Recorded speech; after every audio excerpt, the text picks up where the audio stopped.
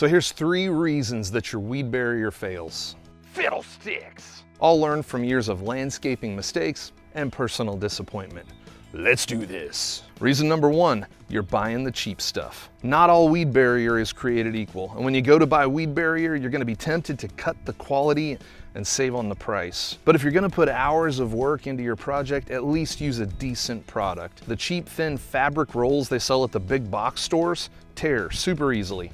They degrade in the sunlight, and honestly, they kind of feel like somebody knitted them out of recycled cardboard. For the everyday DIYer landscaping, I'd suggest a commercial woven weed barrier that's on the thicker side. I'd suggest using a weed barrier with a weight of 5 ounces or more, and I'll put a link below of the stuff that I like to use. It'll be stronger and hold up way better under gravel and river rock than the thinner stuff. If you're gonna spend the money and energy on rock, plants, edging, and chiropractor bills from moving all that dirt and rock around, don't cheap out on the stuff underneath of it. Reason number 2 is an installation error. Poor seam overlap. This one gets lots of us DIYers. People roll out one strip of fabric, then another strip beside it with like a 1/4 inch overlap, or sometimes no overlap at all, and your weeds love that. They don't need much growing space to go crazy. Professionals usually overlap weed barrier seams at least 6 inches or more. And pinning it down matters too.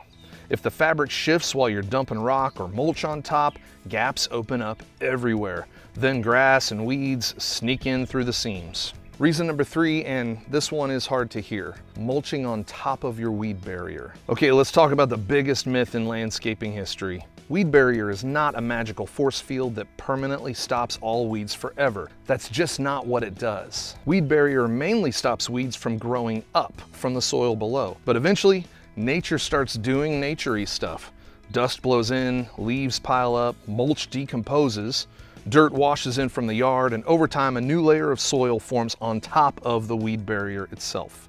Check this out. This is our fire pit area, and I laid down weed barrier 5 years ago and put some beautiful mulch on top, and now it's pretty much soil. And weed seeds have landed in that new soil layer and started growing. So technically, the fabric underneath is still doing its job. The weeds just found a new place to live.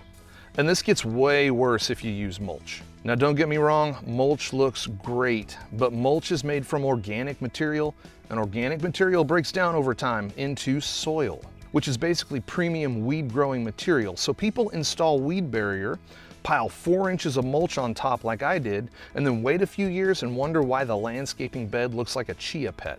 Rock beds tend to last much longer because rock doesn't decompose. That's one reason that decorative rock landscaping paired with quality woven weed barrier usually performs a whole lot better in the long term.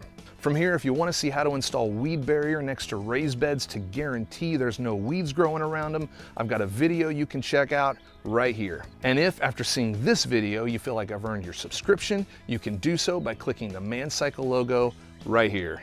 See you next time.